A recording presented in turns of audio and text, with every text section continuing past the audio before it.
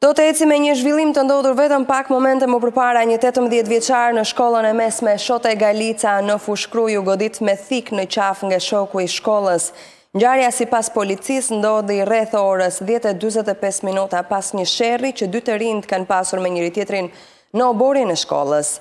Klisman D, 18 vjeç, pasi u godit me thik, u dërgua në spitalin e traumës për të marrë mjekim të specializuar, ndërsa nga ana tjetër policia tha se po punon për të zbardhur shkaqet e këtij konflikti të ndodhur në oborin e shkollës. Është dhënë edhe komunikata e policisë, ndërsa ne do të lidhemi në këto momente për të marrë më shumë detaje me telefon me gazetarin ton Juli Simoni. Juli, përshëndetje.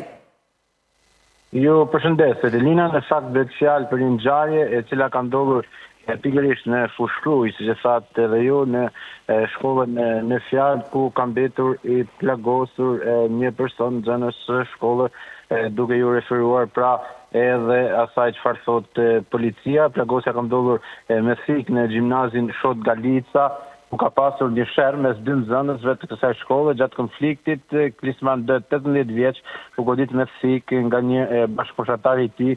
Nuk dihet ende rrethanat e kësaj ngjarje, ndërkohë i plagosur është dërguar me urgjencë në spitalin e traumës në Tiranë, pasi ka plagë të thella dhe ka hemorragji të madhe, paktën sipas informacioneve që ne kemi. Fillimisht ka marrë mjekim në qendrën shëndetësore të Fushkrujës, më pas si është gjendja e plagosurit?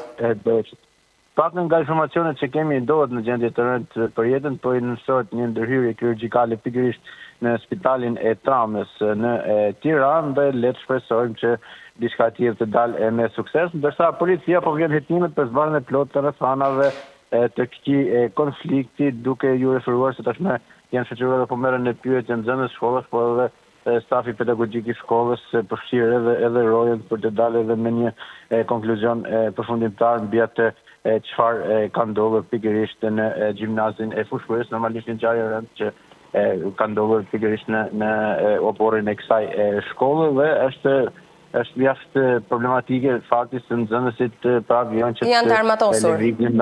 Të armatosur me armë të ftohta brenda ambienteve të shkollës, dhe kjo është një shqetësim mjaft i madh. Ndërkohë ende nuk e mundur të mësosh, ndoshta po zbardhe dëshmia e autorit, cilat kanë qenë arsyet që kanë çuar në këtë sherr, në fakt që ka rezultuar deri diku tragjik për 18 vjeçarin e plagosur?